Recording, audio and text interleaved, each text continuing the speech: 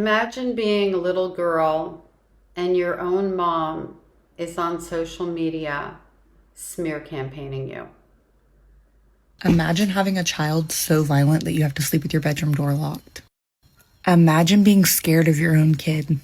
Now imagine asking for help at age 3, at age 5, again at age 7, and again and again and again, and begging professionals for help. Schools, doctors, literally anyone who would listen to me. Only to be told, oh, it's a phase. She needs more structure. Oh, you mean the 10 therapy appointments a month, the daily med logs, the behavior charts all over my house?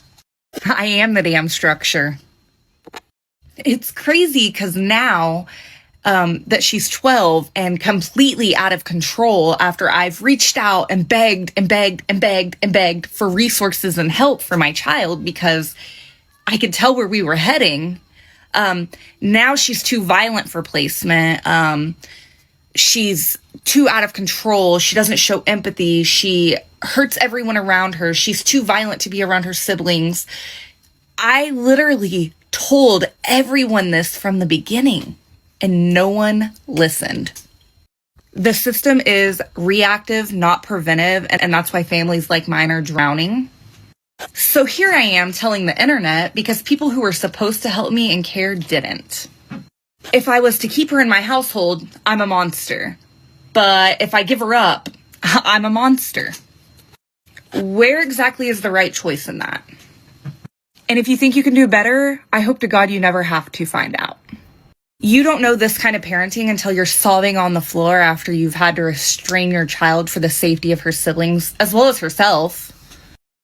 No broken until you've been ignored for years. So, with that being said, where do we turn? What advice do you guys have? I'm curious. Before I add feedback on this video, I want to play another one because it's important. There's actually a few things. And I hope that you caught the part where she was saying this child was a problem from the beginning, age 3, out of control. And that actually people were telling her that the child needed stability, for example. And this person's platform is filled. I'm not even covering her. She can, I want this account reported and removed. I'm not sending anybody out there. I'm just saying I'm reporting it because this is abusive. And it's not just abusive to the child she kicked out. So her whole platform, or a big chunk of it, is I kicked my 11-year-old out. I kicked my 9-year-old out. So I guess the child would come back and she'd kick the child out again. And in a way that she's snarky and proud of it and even laughs at times. Her emotions are out of whack when she's talking about, oh, look, it's been so hard, right? But she doesn't look like it's so hard. And look, I'm not the emotions police, right? We process things in different ways. However, when you look at this person and you see what she's doing, she is getting off on outing her little girl. She is. She's got that, I know the smirk. I grew up underneath this smirk. And I'm grateful for the fact that my mother didn't have access to a platform to do this to me. Mothers who love their children put cover over them. Mothers who are healthy and love their children put cover over them. They would never, ever think to exploit their child like this. They wouldn't. But somebody who's an absolute piece of garbage, who doesn't care anything about the well-being of their child, she's not asking for help. She's not out here going, I'm having a big struggle with my child and, there's some mental health issues. What are some resources you guys use? No, she's out there saying that this child is a danger to the household beginning at the age of 3. This is not that, right? Okay, I'm going to play you some more because I said I was going to. I'm just really... I find this devastating. Let's talk about my child that I won't let live in my household. Yep, I said it. I have a child who doesn't live in my home. And before you get your panties in a wad, let me break it down for you. I fought like hell. CPS, therapists, psychiatrists. So things that I noticed when she was around the age 3 is her inability to self-soothe, her inability to regulate her emotions, the fact that she never slept. She would destroy everything in her path. She would tear things up. And not just typical 3-year-old getting into stuff, tearing things up. It was like super excessive. If you told her no, she would literally lose her mind. Wow, Nikki, it is so wonderful to see you here. You are my daughter's aunt who has been nothing but unkind and rude to me since you met me. You've never offered any type of support. Never. Instead, only judged me and called me names and, anything to put me down. The only thing that you've ever done for me is you called DHS on me instead of offering a hand, because you were mad that I said the same thing that you're saying about your brother right now, that he's a deadbeat loser. Yeah, I said the same thing and you called DHS on me. That's funny. The internet is well aware, but she actually isn't living with him right now because he's in jail. I don't know if you knew that. Unfortunately, CPS made this recommendation that Briley lives with your mom because, she is very violent and hurts her siblings. I thought she kicked her daughter out.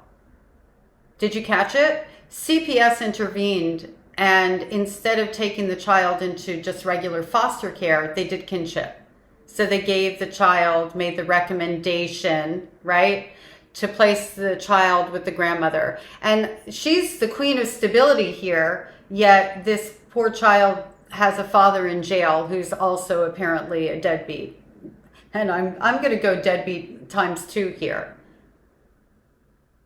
I'm just appalled. I want this person offline, like forever. I wish that a judge would catch on to this and impose a gag order that she's not to talk about her minor child this way online. Like, this is horrific. Absolutely horrific. But wait, there's more. And I think this is actually the worst part, the worst video of all of them. And I'll tell you why in just a second. I'm using my phone, but you're seeing it here, right? I kicked my daughter out of my household when she was 9 years old. She's currently 12 and still does not live in our household full time. To clear up the rumors and the comments and the crazy things, she lives with biological dad and dad's mom, so grandma and grandpa. A lot of people want to scream that violence and her symptoms don't come from nothing, that she was surely abused or neglected and all of these things. But I'm here to tell you that that is false. We currently have quite a few diagnoses for her, and she is scheduled to be tested again for autism in July. I do want you guys to know that while I was pregnant with her, it was before I was even 18, but she had a 2-vesseled umbilical cord, which deprived her of oxygen, and she did stop growing at 32 weeks. I carried her until 39 weeks, and she came out weighing 5 pounds, 4 ounces. She was a little bitty thing. Doctors have told us that that could be the cause of a lot of her issues, is the lack of oxygen she got. Being 17 and having her couldn't be at the root of any of them. I was 17 with my first daughter, not throwing shade here.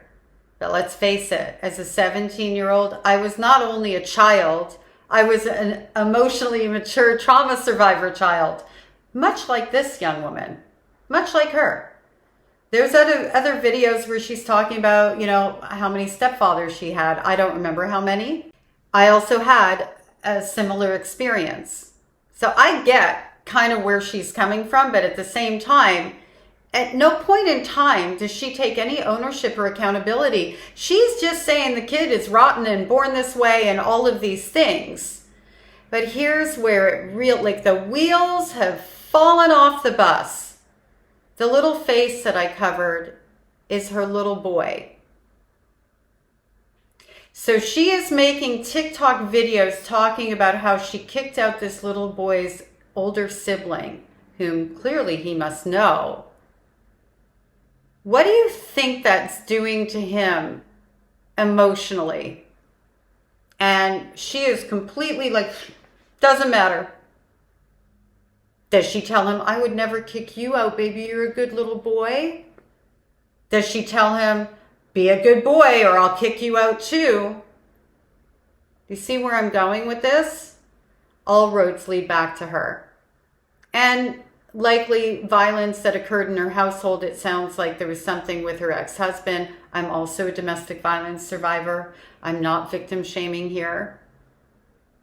I'm mom shaming, mother shaming. She's not a mom. I'm mother shaming. She's not protecting her child. She's not serving her child. She's serving herself. Oh, and here, like, I'm just going to leave you with this little tidbit. Comment in on what you think about when you see her little boy. Obviously, I've covered his face. I'm protecting somebody else's child because she can't protect her own child. Like, you piece of human garbage. Anyway, I'm going to leave you with this little thing here. Ready? Little tidbit.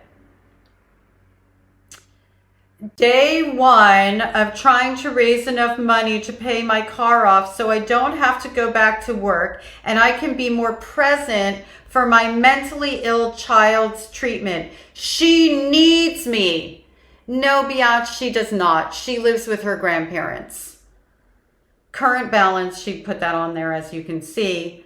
I lost my job because I attended her IEP meeting and they told me I have too many personal things going on in my life, aka my daughter.